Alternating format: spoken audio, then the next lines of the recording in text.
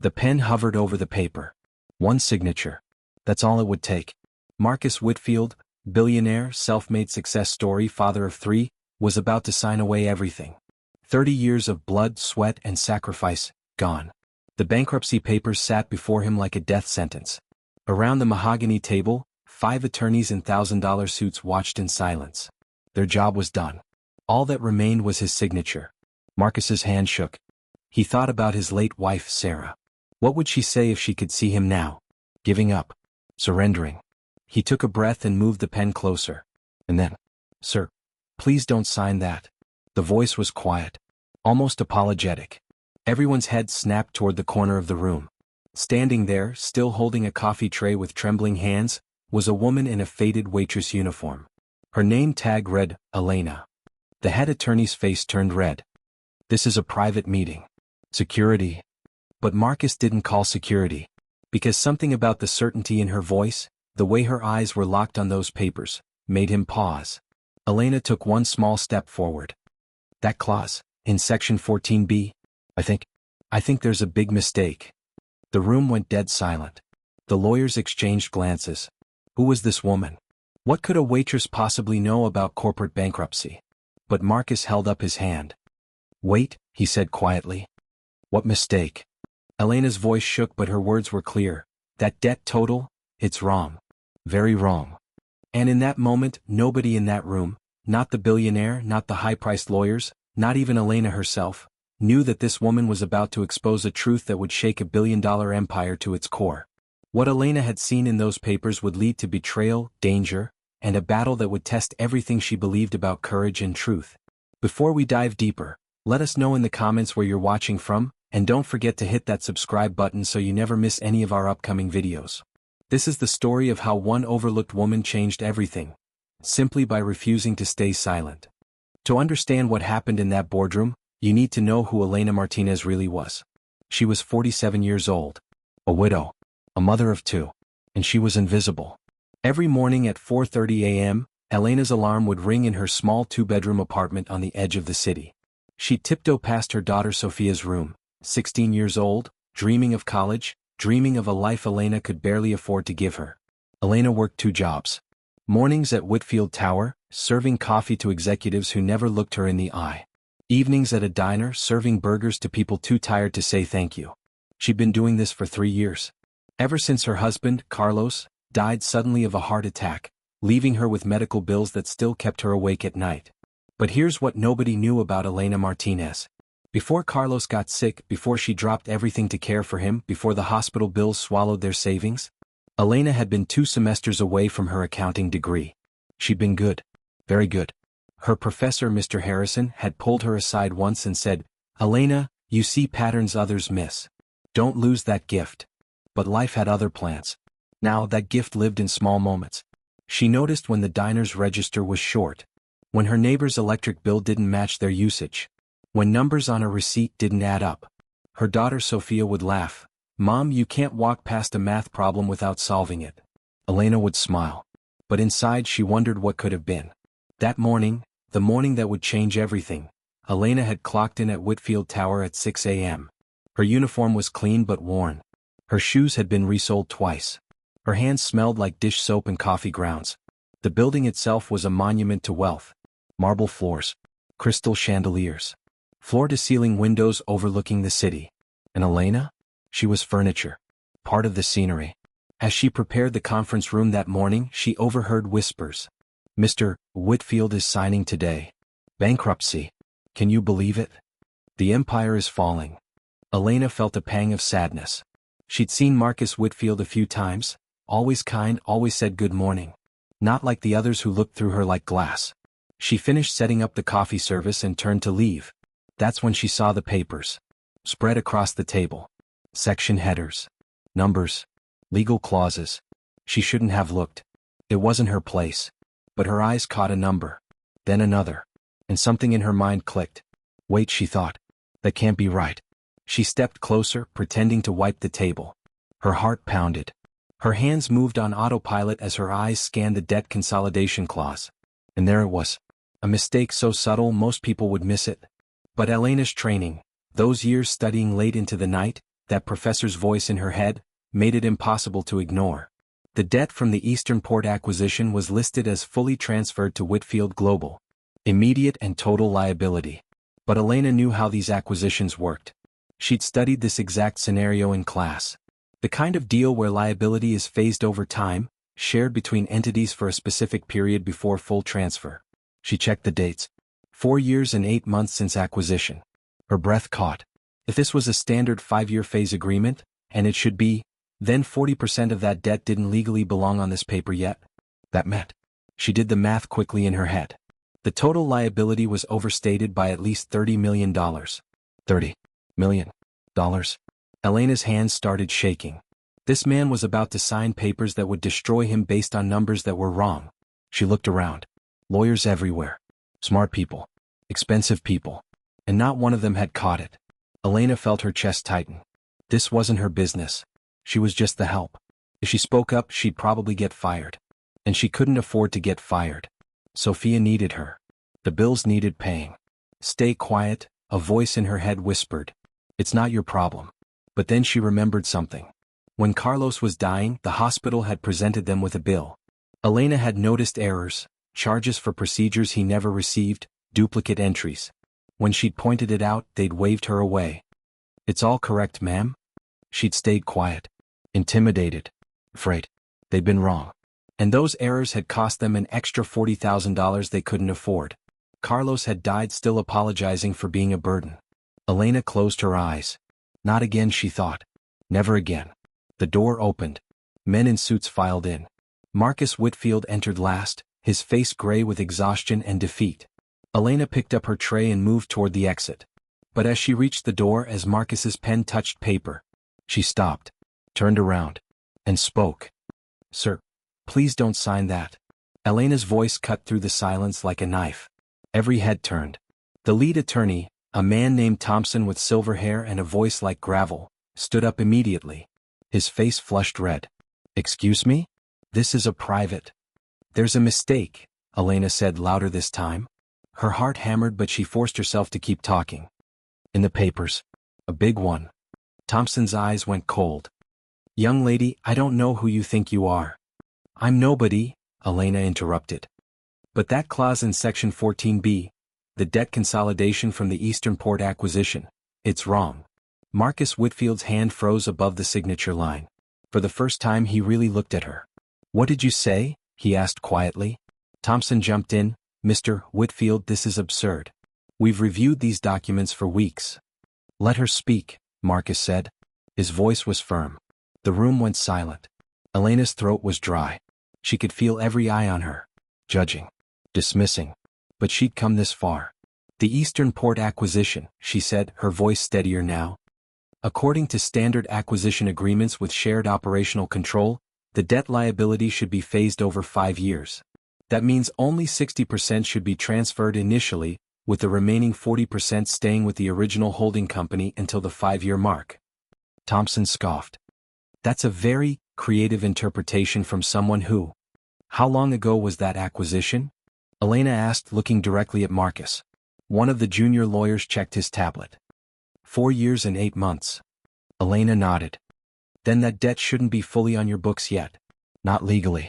Which means your total liability in these papers is inflated by, she did the mental math quickly, approximately $30 to $35 million. The room exploded. This is ridiculous. She doesn't know what she's talking about. Get her out of here. But Marcus raised his hand. The noise stopped. He looked at Thompson. Is she right? Thompson's jaw tightened. Mr. Whitfield, this woman is a waitress. With all due respect. Is it right? Marcus repeated. Thompson opened his mouth, closed it, looked at his associates. Finally, we'd need to verify the original acquisition terms. Then verify them, Marcus said. Now. For 20 minutes, the lawyers scrambled through files, made calls, checked documents they'd supposedly already reviewed. Elena stood by the wall, clutching her empty tray, wondering if she'd just destroyed her life over nothing. Marcus sat quietly, watching his lawyers work, occasionally glancing at Elena with an unreadable expression. Finally, Thompson hung up his phone. His face had gone pale. Well? Marcus asked. Thompson cleared his throat. The acquisition agreement does include a 5-year phase structure for liability transfer. We missed it. The consolidation was coded incorrectly when we ran the bankruptcy analysis. The silence that followed was deafening. Marcus leaned back in his chair slowly. He looked at the papers in front of him. The signature line he'd almost signed. Then he looked at Elena. "What's your name?" he asked softly. "Elena, sir. Elena Martinez." "Elena?" he repeated. "Do you understand what you just did?" She shook her head, suddenly feeling the weight of the room again. Marcus stood up, walked over to her. And for the first time in 3 years of working in that building, someone really saw her. "You just saved my life," he said quietly. Elena felt tears prick her eyes but blinked them back. I noticed. That's all." Marcus shook his head. "No, you spoke. There's a difference." He turned to his lawyers. "Everyone out. Except Elena." Thompson looked like he'd been slapped. "Sir, we need to." "Out." The lawyers filed out in uncomfortable silence. When the door closed, Marcus gestured to a chair. "Please, sit." Elena hesitated, then sat. It felt wrong sitting at this table. Marcus sat across from her. For a long moment he just studied her. "How did you see that?" he asked. "My lawyers didn't see it. I didn't see it." Elena took a breath. "I studied accounting. Before my husband got sick. I never finished. But my professor used to say I had an eye for patterns. For things that don't fit." "Why didn't you finish?" "Medical bills. Life. You know how it is." She paused. "Or maybe you don't." Marcus smiled sadly. "My wife died 2 years ago. Cancer. So yes, I know how medical bills can swallow everything." Elena looked up, surprised. She'd heard about his wife. But sitting here, seeing the pain in his eyes, he suddenly seemed less like a billionaire and more like just a person. "I'm sorry," she said. "So am I." Marcus leaned forward. "Elena, can I ask you something? Why did you speak up? You could have stayed quiet. It wasn't your problem." Elena thought about Carlos. About the hospital bills. About all the time she'd stayed silent and regretted it. "Because," she said quietly, "staying quiet has cost me too much already. And because it was the truth. And the truth shouldn't care who's speaking it." Marcus nodded slowly. "You're right. It shouldn't." He paused. "But it does. And that's the problem." He stood and walked to the window looking out at the city. "Do you know why I was about to sign those papers, Elena? Because I trusted the wrong people. Because I stopped asking questions. Because I believed that expensive meant competent." He turned back to her. "You just proved that wrong." "Sir, There are more documents," Marcus said suddenly. "Contracts, acquisitions, financial reports. If one mistake made it through, there could be others." He looked at her intensely. "Would you be willing to look at them? I'll pay you. Properly. Consultant rates." Elena's mind raced. "Sir, I'm not qualified. I didn't even finish." "You're more qualified than the people I've been paying," Marcus said. "You see what others miss. That's worth more than any degree." Elena thought about Sophia. About the bills. About the chance to use her mind for something other than remembering coffee orders. "Yes," she heard herself say. "I'll help." Marcus smiled, the first real smile she'd seen from him. "Good. We start tomorrow." He walked her to the door, then stopped. "Elena? Thank you. Truly." As Elena left the building that evening, her hands were still shaking. She'd spoken up. She'd been heard. And somewhere in the back of her mind, a small voice whispered, "This is only the beginning." But what Elena didn't know, what nobody in that room knew, was that the mistake she'd found wasn't an accident. And the person responsible for it was watching. And he was very, very angry. The next morning, Elena arrived at Whitfield Tower at 7 a.m., not in her waitress uniform but in the nicest outfit she owned. A simple navy dress she'd worn to Carlos's funeral. Her only pair of dress shoes that weren't for work. She felt like an imposter. The security guard who usually waved her through to the kitchen actually stopped her. "Can I help you, miss?" "I'm here to see Mr. Whitfield," Elena said, her voice smaller than she wanted. The guard checked his computer, then his eyebrows shot up. "Ms. Martinez. Yes, you're cleared. Top floor. Conference room C." As Elena rode the elevator up, she watched the floor numbers climb. She'd never been above the 3rd floor before. When the doors opened, she stepped into a different world. The executive floor was quiet, elegant. The carpet was so thick her footsteps made no sound. Original artwork on the walls. The smell of expensive coffee, not the industrial stuff she usually served. A young assistant met her with a professional smile. "Ms. Martinez? This way, please." Conference room C was smaller than the bankruptcy room. More intimate. A table for 8 floor-to-ceiling windows overlooking the city. Marcus was already there along with 2 other people. "Elena, good," Marcus said, standing. "This is Michael Chin, our head of financial analysis. And this is Rachel Foster, our internal auditor." Both looked at Elena with undisguised skepticism. Michael was about 40, sharp suit, sharper eyes. Rachel was older, maybe mid-50s, with gray-streaked hair pulled back severely. "So you're the waitress," Rachel said. Not unkindly but not warmly either. "I am," Elena said, lifting her chin slightly. "Or I was. I'm not sure what I am now." Marcus smiled. "You're someone who sees things. That's what matters." He gestured to the table, covered in documents. "I want you to review our major contracts from the past 3 years. Look for anything that doesn't fit. Anything that feels wrong." Rachel's expression soured. "Mr. Whitfield, I've reviewed all of these contracts personally. And I'm sure you did an excellent job," Marcus said smoothly. "But fresh eyes never hurt. Especially eyes that just saved us from bankruptcy." Rachel's mouth tightened but she said nothing more. Elena sat down and pulled the first folder toward her. And for the next 6 hours she disappeared into numbers. It felt like coming home. Every line, every clause, every number told a story. And Elena was finally reading again. Michael and Rachel left after an hour, clearly offended. But Marcus stayed, working on his laptop, occasionally asking Elena questions. Around 2 p.m. Elena's eyes started burning. She sat back, rubbing her temples. "You should eat something," Marcus said, pushing a sandwich toward her. "I had it brought up." "Thank you," Elena said, suddenly realizing she was starving. As she ate, Marcus studied her. "You look different when you're working with numbers. Confident." Elena smiled slightly. "Numbers make sense. They don't lie. They don't judge. They just are. Unless someone makes them lie," Marcus said quietly. Elena looked up sharply. Marcus leaned forward. "The mistake you found yesterday. I've been thinking about it. Acquisition agreements don't just code themselves incorrectly. Someone had to enter that data." Elena's heart started beating faster. "You think someone did it on purpose?" "I don't know. But I'm starting to wonder how many other mistakes are hiding in these files." Elena looked back at the documents with new eyes. Not just looking for errors anymore. Looking for intent. By 6 p.m. she'd found 3 more discrepancies. Small things. Easy to miss. But together.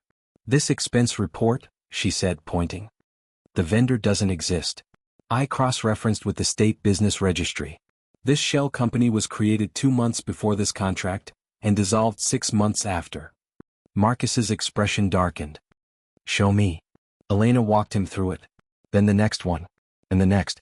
When she finished, Marcus was quiet for a long time. "How much?" he finally asked. "Combined?"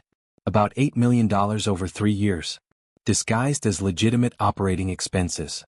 Marcus stood and walked to the window. The city was dark now, lights twinkling like fallen stars. "Who had access to approve these contracts?" Elena asked quietly. Marcus didn't turn around. "Only 3 people. Rachel, Michael, and..." He paused. "And Victor Mensa. My CFO. My oldest friend." Elena felt ice in her stomach. "How long have you known him?" 20 years. We built this company together." Marcus's voice was hollow. "I trust him with everything, sir." "Don't say it," Marcus said quietly. "Not yet. We don't know anything for certain." But Elena could see it in the tension of his shoulders. He was already wondering. That night, as Elena gathered her things to leave, Marcus stopped her at the door. "Elena, listen to me carefully. Don't mention what you found to anyone. Not Michael, not Rachel, and especially not Victor. You think it's him. I think someone is stealing from this company. And until we know who, trust no one." He paused. "Can I ask you something personal?" Elena nodded. "Your daughter. Sophia, right? You mentioned her yesterday." "Yes. She's 16. Keep her close. Be careful. If someone is stealing millions and you're the one uncovering it." He didn't finish the sentence. Elena felt a chill run down her spine. She thought about Sophia at home, probably doing homework, completely unaware that her mother had just become a target. "I should stop," Elena said suddenly. I should walk away. This isn't my world. I don't. You're right, Marcus said. You should walk away. It would be safer. Smarter. He handed her an envelope. This is your payment for today. $2,500. Take it. Go home. Forget what you saw. Elena stared at the envelope. That was more than she made in 2 weeks. She looked up at Marcus. But you won't forget. No. And neither will I. She didn't take the envelope. Instead, she looked Marcus directly in the eye. I'm not walking away. My husband died drowning in bills because I stayed quiet when something was wrong. I won't do that again. Not for anyone. Marcus studied her for a long moment. Then he nodded and put the envelope in his desk drawer. Tomorrow then. 7 a.m. As Elena rode the bus home that night, she didn't notice the black sedan following 3 cars behind. And she didn't see the man in the driver's seat pick up his phone and dial a number. When someone answered, the man spoke quietly. She found it. Martinez found it. Pause. Then, what do you want me to do? The answer came cold and clear. And in that moment, Elena Martinez's life changed from complicated to dangerous. Because exposing the truth didn't just threaten a thief's money. It threatened his freedom. And desperate people do desperate things. Elena didn't sleep that night. She lay in her small bed, staring at the ceiling, listening to the sounds of the city outside her window. Car horns. Distant sirens. The hum of life that never stopped. But her mind was louder. She kept thinking about those shell companies, those missing millions, and about Marcus's warning, trust no one. Around 2 a.m., she heard Sophia's bedroom door open. Footsteps in the hallway. Mom? You awake? Elena sat up. Yeah, baby. Come here. Sophia padded into the room and sat on the edge of the bed. At 16, she looked so much like Carlos it sometimes hurt to look at her. You've been weird since you got home, Sophia said. Is everything okay? Did you lose your job? Elena took her daughter's hand. No. Actually, something strange is happening. Something good, I think. But maybe complicated. The billionaire guy? The one you told me about? Yeah. He wants me to help him with some financial work. Real accounting work. Sophia's eyes lit up. Mom, that's amazing. That's what you always wanted to do. I know. But Sophia. Elena chose her words carefully. Sometimes when you shine a light in dark places, you find things people wanted to keep hidden. And those people don't like it. Sophia's expression grew serious. Are you in danger? No, Elena said quickly. Then more honestly, I don't think so. But I need you to be careful for a little while. Come straight home after school. Don't talk to strangers. And if anyone asks about me or what I'm doing, tell you immediately, Sophia finished. Mom, I'm not a kid. Elena smiled and pulled her daughter into a hug. I know. You're braver than I ever was. That's not true, Sophia said softly. You're the bravest person I know. You just don't see it. After Sophia went back to bed, Elena sat at her small kitchen table and opened her laptop, a second-hand model Carlos had bought her years ago. She started searching. Victor Mensa, CFO of Whitfield Global. LinkedIn profile, impressive. Harvard Business School. 20 years at Whitfield. Respected industry leader. But Elena had learned something important. Official stories weren't always true stories. She dug deeper. Public records. Property ownership. Business registrations. And there, buried in county records, she found it. Victor Mensa owned 3 properties under his name. But there were 2 more under an LLC, Mensa Holdings, registered in Delaware. Elena's heart raced as she cross-referenced the addresses. One of them matched the address of the dissolved shell company she'd found in the expense reports. Got you, she whispered. But then a darker thought crept in. If Victor was smart enough to steal millions, he was smart enough to know when someone was getting close. The next morning, Elena arrived at Whitfield Tower at 6:45 a.m. She wanted to be early. Wanted to review more documents before anyone else arrived. But when she got to conference room C, the door was already open. And Victor Mensa was sitting at the table. Elena froze in the doorway. Victor was in his late 40s with salt and pepper hair, expensive suit, and a smile that didn't reach his eyes. Miss Martinez, he said warmly. The famous waitress turned consultant. Please come in. Every instinct screamed at Elena to turn around. But she forced herself to step inside. Mr. Mensa. I didn't know you'd be here. Well, when I heard Marcus had brought someone new onto the team, I wanted to meet her personally. He gestured to a chair. Sit. Please. Elena sat, keeping the table between them. Victor studied her with an expression that might have been friendly. Might have been something else. I have to admit, he said, I was surprised when Marcus told me about you. It's not every day a waitress corrects a room full of lawyers. I just noticed something they missed. And now you're looking at more documents. More contracts. More mistakes. The way he said the word made Elena's skin crawl. I'm just reviewing what Mr. Whitfield asked me to review. Victor nodded slowly. Of course. And what have you found?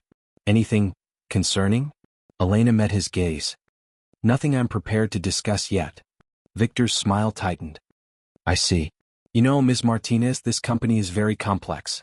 There are layers you don't understand. Relationships that go back decades. It's easy for an outsider to misinterpret things. I'm just reading what's written. But context matters, Victor said, leaning forward.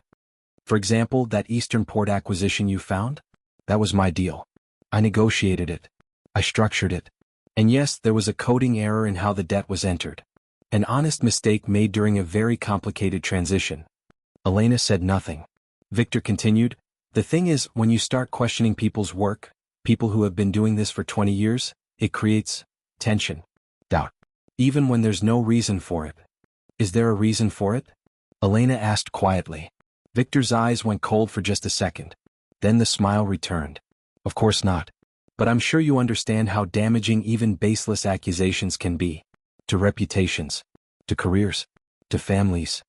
The threat was subtle but unmistakable. Elena felt her pulse hammering but kept her voice steady. I'm not accusing anyone of anything, Mr. Mensah. I'm just looking at numbers. Good, Victor said, standing. Then we understand each other. He paused at the door. One more thing. Your daughter, Sophia, isn't it? 16 years old? Marcus mentioned she's hoping to go to college. Elena's blood went cold. It would be a shame if anything complicated affected her chances. These things have a way of touching everyone around them. He smiled. Have a good day, Ms. Martinez. When he left, Elena had to grip the edge of the table to stop her hands from shaking. He just threatened her daughter. Right there in the office. And he'd done it with a smile. Elena wanted to run. Wanted to grab Sophia and disappear. But then she thought about Carlos, about how he died still apologizing for being a burden. About how staying silent had cost them everything. And she thought about all the other people who stayed silent because they were scared. No, she decided. Not this time. When Marcus arrived 20 minutes later, Elena told him everything. Marcus's face went white. He threatened Sophia? Not directly. But the message was clear. Marcus paced the room, his fists clenched. That son of a... He stopped, took a breath. Okay. This changes things. What do you mean? Marcus turned to her. It means we go to the authorities. No. Today. We hand over everything you've found and let them investigate. But we don't have enough proof yet. I don't care, Marcus said firmly. Your daughter's safety is more important than my company. We stop. Right now. Elena stared at him. This billionaire, this man who had everything to lose, was willing to walk away from the truth to protect her daughter. Something in her chest tightened. What if there's another way? She said quietly. What do you mean? Elena pulled out her laptop. Victor thinks I'm just some scared woman who'll run away. He doesn't think I'm smart enough or brave enough to fight back. You shouldn't have to. But what if that's his weakness? Elena continued. His arrogance. What if we let him think he scared me off? And while he's relaxed, thinking he won, we gather everything we need. Marcus shook his head. That's too dangerous. Living in fear is dangerous, Elena said. I've done that. I won't do it again. She looked at Marcus. But I can't do this alone. I need you to trust me. Really trust me. Marcus studied her for a long moment. Then he nodded. What do you need? Access to everything. All of Victor's contracts, approvals, communications. And we need to move fast, before he realizes we're still digging. Done. Over the next 3 days, Elena barely slept. She went through years of documents. Traced money through shell companies. Found patterns in vendor approvals. Built a timeline that showed not just theft, but systematic fraud. 8 million was just the beginning. The real number was closer to 23 million over 7 years. And Victor had been careful. So careful. But not perfect. Every criminal makes one mistake, Elena's old professor used to say. Just one. And that's how they get caught. Victor's mistake was ego. He'd hidden most of his tracks. But on three contracts he'd been especially proud of, he'd left digital signatures in the metadata. Time stamps that proved he'd personally approved payments to companies he secretly owned. It wasn't just theft. It was fraud. And fraud meant prison. On the fourth day, Marcus called an emergency board meeting. "Are you sure you're ready?" he asked Elena. She thought about Sophia. About Carlos. About every time she'd stayed silent and regretted it. "I'm ready." The boardroom was full. 12 members. Rachel and Michael. And Victor, sitting near the head of the table with a confident smile. He thought he'd won. Marcus stood at the head of the table. "Thank you all for coming on short notice. I've called this meeting because we've uncovered some concerning financial irregularities." Victor's smile didn't falter. "What kind of irregularities?" Marcus nodded to Elena. "Miss Martinez will explain." Elena stood. Every eye in the room turned to her. She could feel the judgment, the skepticism, the dismissal. But she'd felt that her whole life. And this time she had the truth. "Over the past 7 years," Elena began, her voice clear and steady, $23 million has been systematically stolen from this company through fraudulent vendor contracts. The room erupted. Victor's smile finally disappeared. "That's absurd," he said. "Marcus, you're going to let this woman?" "Let her finish," Marcus said quietly. Elena connected her laptop to the screen and brought up the first document. And then, piece by piece, she dismantled Victor's empire of lies. She showed the shell companies, the fake invoices, the metadata proving his involvement, the timeline showing exactly when and how each theft occurred. By the time she finished, the boardroom was silent. Victor sat frozen, his face pale. One board member finally spoke. "Victor, is this true?" Victor's eyes darted around the room, looking for an exit, looking for support. He found neither. "You don't understand," he said, his voice thin. "This company was dying. I was keeping us afloat. Those funds were temporary loans." "Loans?" Elena said quietly. "To companies you owned? That never paid a cent back? Those aren't loans, Mr. Mensah. That's called embezzlement." Victor's face twisted. He pointed at Elena. "Who the hell are you? You're nobody. A waitress. You think you can waltz in here and destroy what I built?" "I didn't build anything," Elena said calmly. "I just saw what was already there. You destroyed yourself. I'm just showing everyone the truth." Victor stood so abruptly his chair fell over. "You have no idea what you've done," he said, his voice shaking with rage. "No idea what this will cost." "Security," Marcus said quietly into the phone. 2 security guards entered immediately. Victor looked at Marcus with something like betrayal in his eyes. "After everything we built together, you're going to believe her over me?" Marcus stood and walked around the table until he was face to face with his oldest friend. "I trusted you with my company," Marcus said quietly. "My legacy. My family's future. And you stole from me. For 7 years you stole from me. Marcus, get out." The security guard stepped forward. Victor looked around the room one last time. His eyes landed on Elena. "This isn't over," he said quietly. Then he was escorted out. When the door closed, the boardroom remained silent for a long moment. Then one of the members said, "We need to contact the authorities immediately." "Already done," Marcus replied. "The FBI's Financial Crimes Unit will be here tomorrow." Another member looked at Elena. "Ms. Martinez, on behalf of this board, thank you." Elena nodded, not trusting her voice. After the meeting, as people filed out, Marcus touched Elena's arm. "You okay?" Elena nodded, then shook her head. Then suddenly she was crying, great, shaking sobs she couldn't control. All the fear, all the stress, all the weight of the past week came crashing down. Marcus guided her to a chair and handed her his handkerchief. "You did it," he said softly. "You exposed him." "He threatened my daughter," Elena said through her tears. "He threatened Sophia and I still pushed forward, and what if?" "Hey." Marcus knelt down so he was eye level with her. "Sophia is safe. You're safe. And Victor Mensah is never going to threaten anyone again." Elena wiped her eyes. "I'm sorry. This is so unprofessional." "Stop," Marcus said gently. "You just took down one of the most powerful men in this industry. You're allowed to be human." Elena laughed weakly. "I don't feel powerful. I feel exhausted." "That's what courage feels like," Marcus said. "It's not feeling fearless. It's feeling terrified and doing it anyway." That night, when Elena got home, Sophia was waiting up. Mom? It's all over the news. They arrested that CFO guy. Was that because of you? Elena pulled her daughter into a tight hug. Yeah, baby. That was because of me. Mom, I'm so proud of you. Elena held her daughter and let herself finally feel it. Pride. Not for being perfect. Not for being fearless. But for being brave enough to speak. And that, she realized, was enough. The FBI investigation took 3 months. 3 months of depositions, interviews, document reviews. 3 months of reporters camping outside Elena's apartment building. 3 months of her face appearing in business journals with headlines like, "The Waitress Who Brought Down a CFO," and "How One Woman's Courage Exposed Corporate Fraud." Elena hated it. She wasn't interested in being famous. She just wanted to go back to normal. But normal, she was learning, was gone forever. On a Tuesday morning in late October, Elena sat in Marcus's office.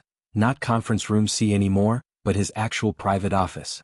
She'd been coming here regularly for the past 3 months, helping the FBI investigators, working with the new CFO to untangle Victor's web of fraud, and slowly, impossibly, becoming part of the Whitfield executive team. Marcus handed her a coffee. You still take it black, right? Elena smiled. Some things don't change. But some things do, Marcus said, sitting across from her. Elena, I want to talk to you about your future. Elena's stomach tightened. If this is about letting me go. God, no. The opposite. Marcus pulled out a folder. This is an offer. Official. Head of Financial Oversight and Ethics. Full executive position. Salary, benefits, the whole package. Elena stared at the folder. Marcus, I don't have a degree. I haven't even finished. So finish, Marcus said simply. The company will pay for it. Evening classes. Online programs. Whatever works for you. But Elena. He leaned forward. You saved this company. Not just from Victor's theft, but from a culture that allowed it to happen. We need you. I need you. Elena opened the folder with shaking hands. The salary made her dizzy. It was more than she'd made in the last 5 years combined. I don't know if I can do this, she said quietly. Executive meetings, board presentations, managing people. I'm not.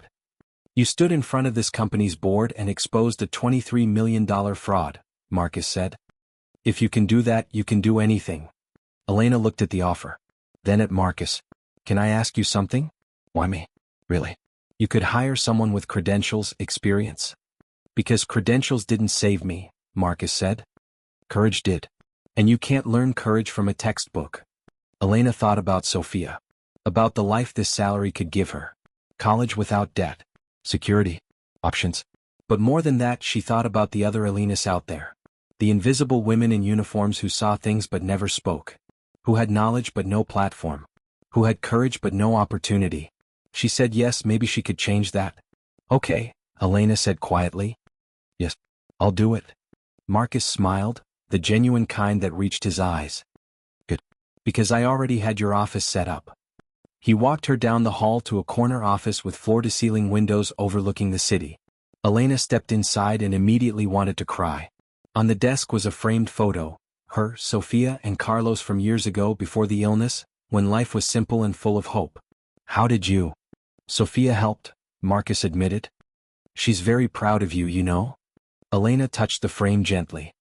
I wish Carlos could see this. He can, Marcus said softly. And I think he'd be incredibly proud. The news of Elena's promotion spread quickly, and with it came the reactions. Some people celebrated. Articles praised Whitfield Global for promoting from within, for valuing insight over credentials. But others were less kind. Affirmative action hire, one business magazine snidely suggested. From serving coffee to C-suite, the ultimate diversity stunt, another columnist wrote. Elena tried to ignore it. But words had weight. One day, about a month into her new role, she was in the executive break room when she overheard 2 managers talking. I don't care what she did, one said. She doesn't belong here. You can't just skip the line because you got lucky once. Agreed, the other replied. It's insulting to those of us who actually earned our positions. Elena stood frozen in the doorway, clutching her coffee mug. The managers turned and saw her. Their faces went red. Miss Martinez, we didn't. It's okay, Elena said quietly. You're entitled to your opinion. She walked back to her office, closed the door, and let herself feel it. The hurt. The doubt. The voice in her head that said maybe they're right. That evening, Sophia found her mother sitting in the dark. "Mom? You didn't answer your phone." "Sorry, baby. Just tired." Sophia flipped on the light and saw her mother's face. "What happened?" Elena tried to smile. "Nothing. Just, people don't think I belong. And sometimes I wonder if they're right."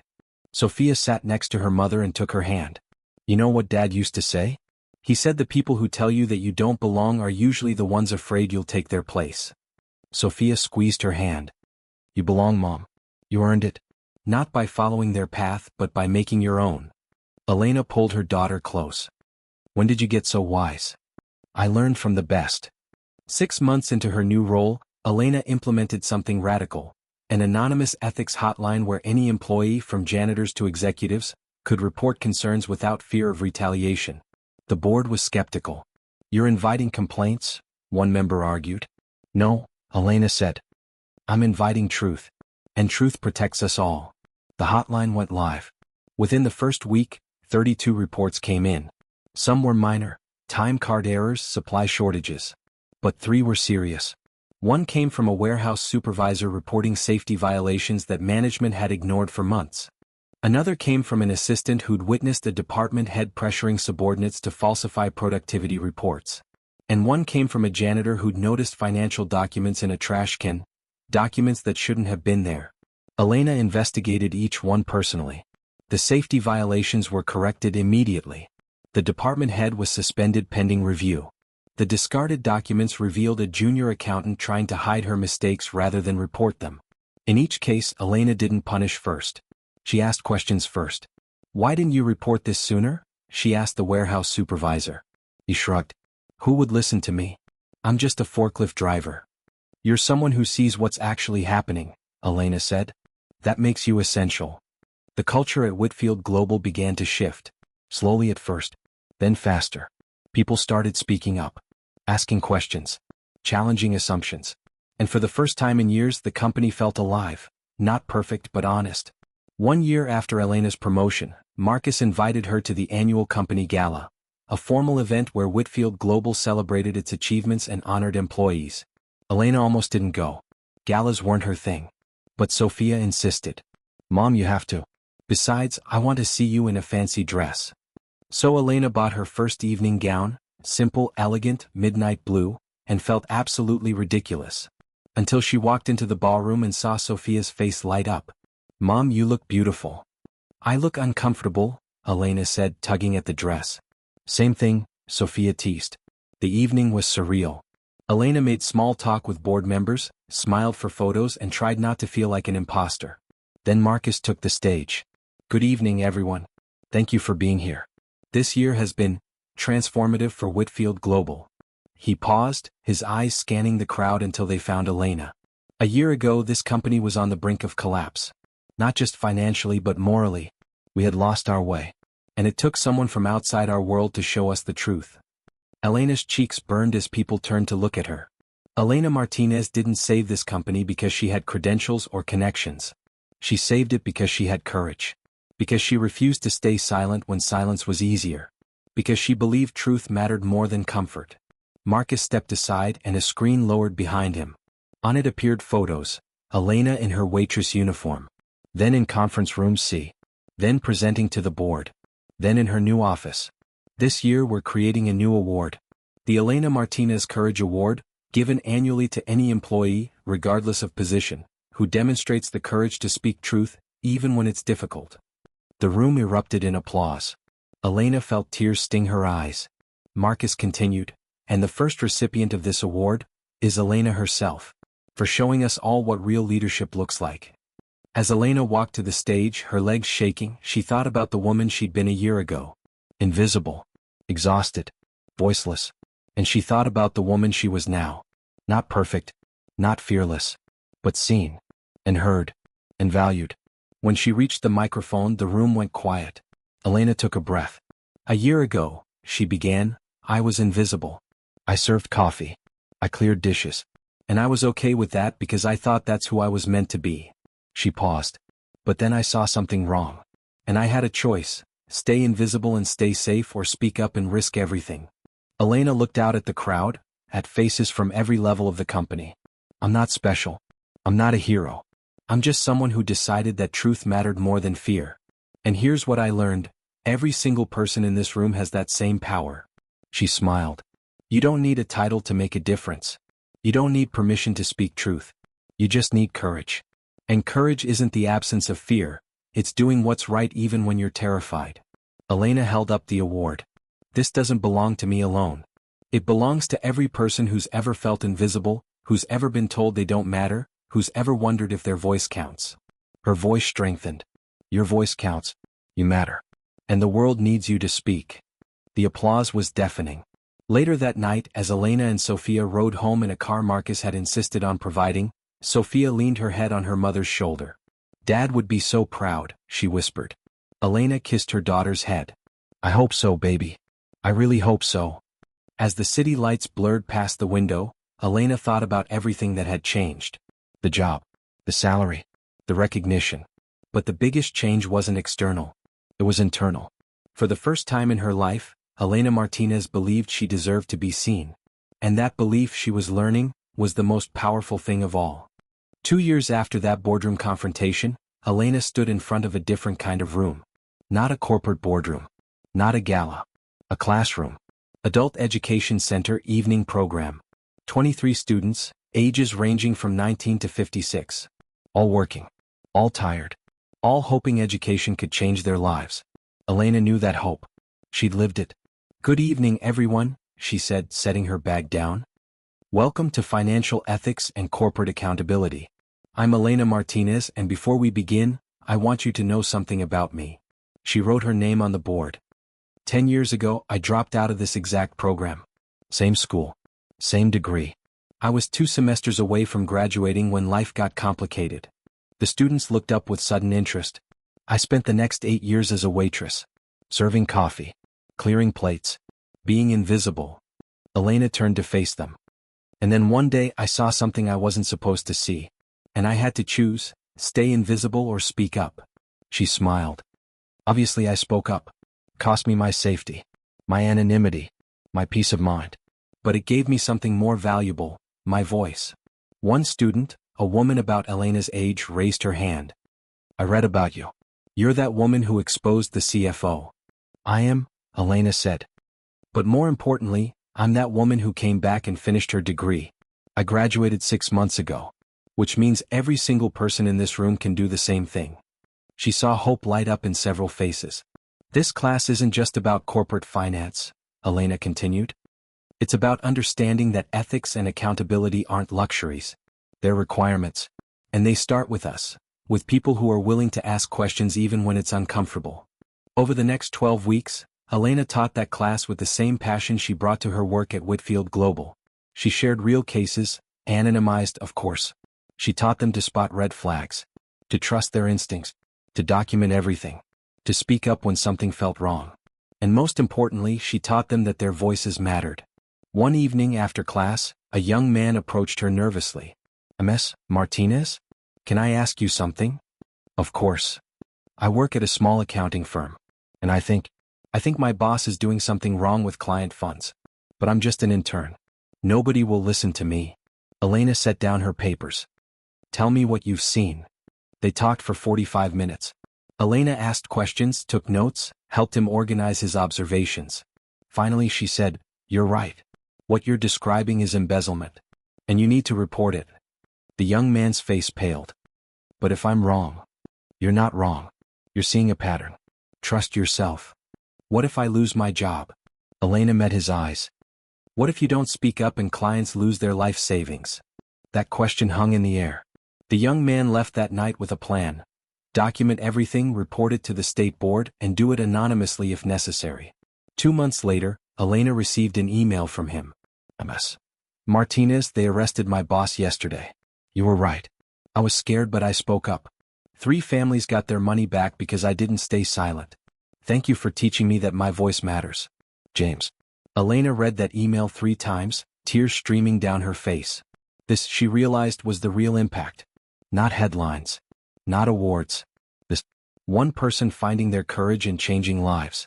At Whitfield Global, Elena's ethics office had grown from her alone to a team of 12. They investigated reports. Trained employees. Redesign policies to make honesty easier than deception. And slowly, Whitfield Global became known not just as a successful company, but as an ethical one. Other companies started reaching out. How did you change your culture? They asked. How do you make people feel safe enough to speak up? Elena's answer was always the same. You listen. Really listen. And when someone tells you something's wrong, you believe them until you have reason not to, not the other way around. Sounds simple. But in practice it was revolutionary. 3 years after that first boardroom confrontation, Elena received an unexpected phone call. Ms. Martinez? This is Christine Young from the Federal Ethics Commission. Elena's heart jumped. Yes. We'd like to invite you to testify before Congress. We're drafting new whistleblower protection legislation, and your story has been influential in shaping our approach. Elena sat down slowly. You want me to testify before Congress? Yes. About the barriers that prevent people from speaking up. And about what protections would have helped you. Elena thought about it. About speaking in front of politicians. About her face being even more public. Every instinct said no. But then she thought about James. About the warehouse supervisor. About all the people who still felt invisible. When do you need me? She asked. The hearing room in Washington, D.C. was intimidating. High ceilings. Senators at an elevated platform. Cameras everywhere. Elena wore her best suit, navy blue, simple, professional. Sophia had helped her pick it out. You've got this, Mom, Sophia had said that morning before Elena left. Just tell the truth. That's all you've ever done. Now, sitting at the witness table with a microphone in front of her, Elena took a breath. The committee chair, Senator Rodriguez, spoke first. Ms. Martinez, thank you for being here. Can you tell us, in your own words, what happened when you first noticed the discrepancy in those bankruptcy documents? Elena leaned toward the microphone. I was serving coffee, and I saw numbers that didn't make sense. At first, I tried to ignore it because... She paused. Because I didn't think anyone would listen to someone like me. Someone like you? Senator Rodriguez prompted gently. A waitress. A woman without a degree. Someone invisible. Elena's voice grew stronger. But then I realized something. The truth doesn't care about credentials. It doesn't care about titles or power. It just is. And someone needed to speak it. For the next 2 hours, Elena testified about the barriers she'd faced. The intimidation. The threats. The isolation. The fear. But also about what had protected her. Marcus's willingness to listen. The evidence she'd carefully gathered. The support system she'd built.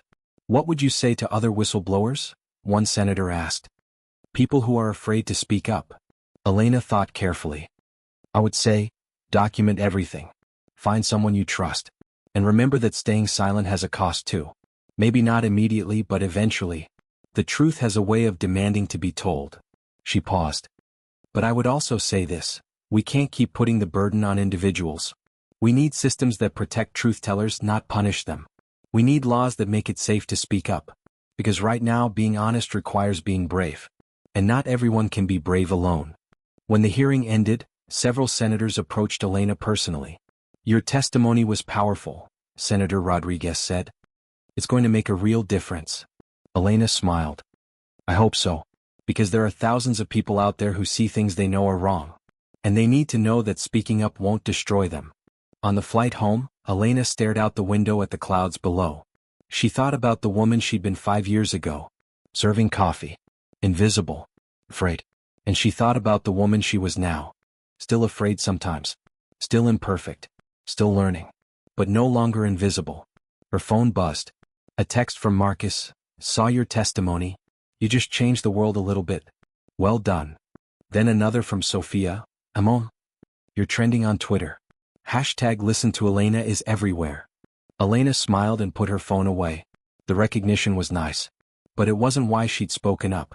She'd spoken up because silence had cost her too much already. And because someone needed to show others that ordinary people could do extraordinary things. Not by being fearless, but by being afraid and speaking anyway. 6 months later, the Whistleblower Protection Enhancement Act passed with bipartisan support. It included provisions Elena had suggested: stronger retaliation protections, financial support for whistleblowers during investigations, and mandatory listening mechanisms in all companies above a certain size. Elena received a handwritten letter from Senator Rodriguez. Asterisk. This law exists because you had the courage to speak. Thousands of people will be protected because of you. Thank you. Asterisk. Elena framed that letter and hung it in her office.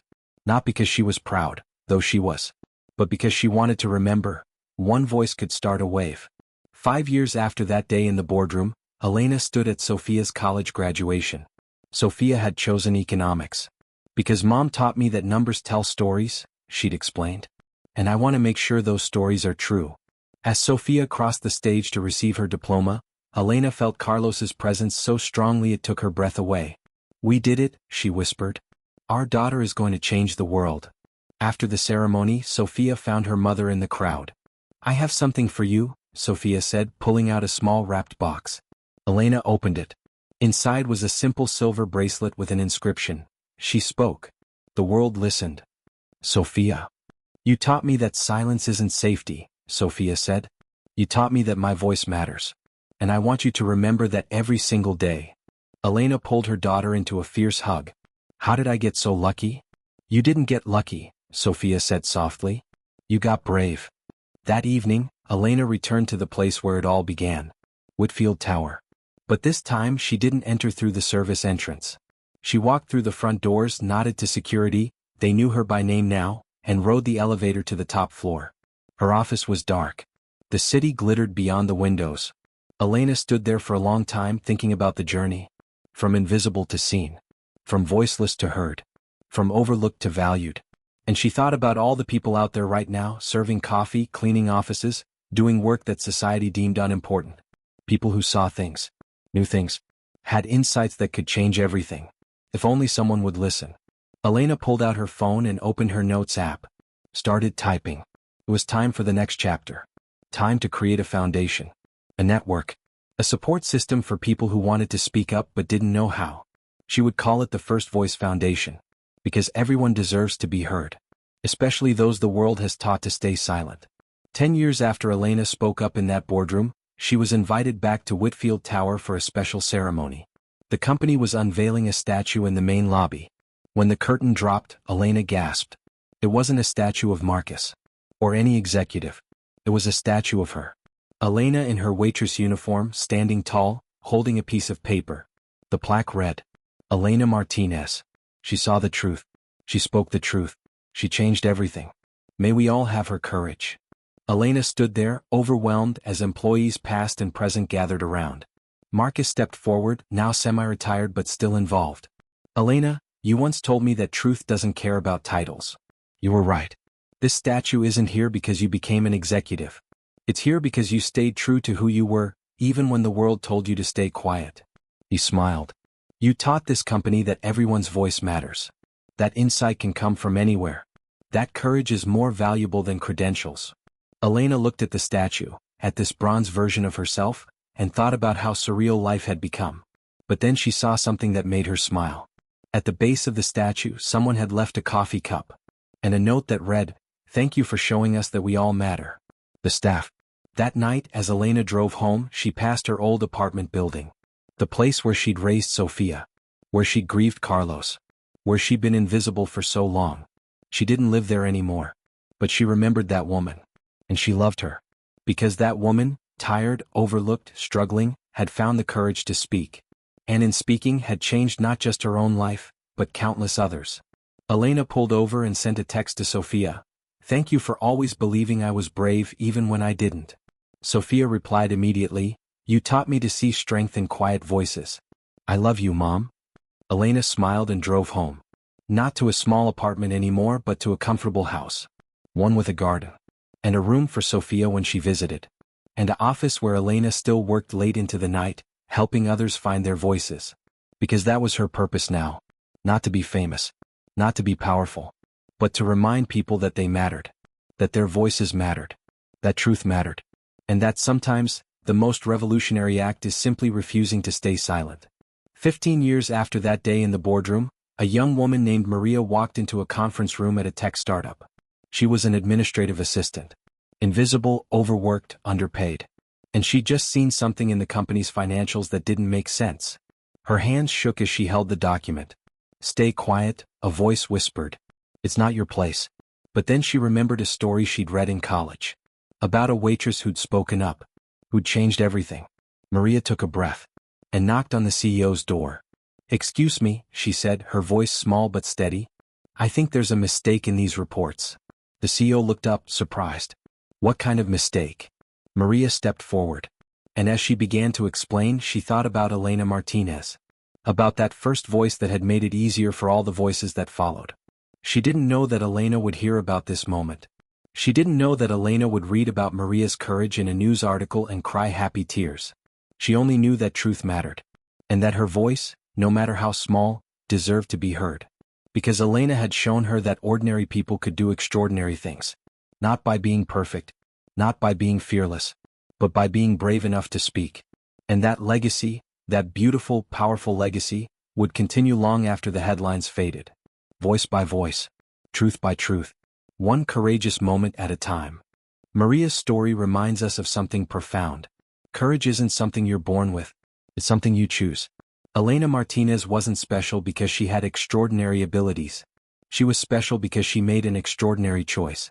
To speak when silence was safer. To stand when sitting was easier. To believe her voice mattered when the world told her it didn't. And because of that choice, thousands of lives changed. Companies became more ethical. Laws became more protective. And ordinary people learned that they had power. The power to see truth. The power to speak truth. The power to change the world. You have that same power. Maybe you're not in a boardroom. Maybe you'll never testify before Congress. Maybe your moment will be smaller, quieter. But it will matter. Because every voice matters. Every truth spoken makes the next truth easier to speak. Every person who stands up makes it safer for the next person to stand. So here's my question for you. What truth have you been too afraid to speak? What injustice have you witnessed but stayed silent about? What moment is waiting for you to find your courage? Because somewhere out there, someone needs you to speak. Not someday. Not when you're ready. No. While the truth still matters. While your voice can still make a difference. Elena Martinez started as a waitress serving coffee. She became a voice that changed industries. Not because she was perfect, but because she chose to speak. What will you choose? Share your story in the comments below. Tell us about a time you spoke up or a time you wish you had. Your words might be exactly what someone else needs to hear. And if this story moved you, if it reminded you that your voice matters, please subscribe to our channel. Because we're here to tell stories that inspire courage. Stories that remind you that ordinary people can do extraordinary things. Stories like Elena's. Stories like yours. Thank you for watching. And remember, you are not invisible. Your voice matters. And the world is waiting for you to speak.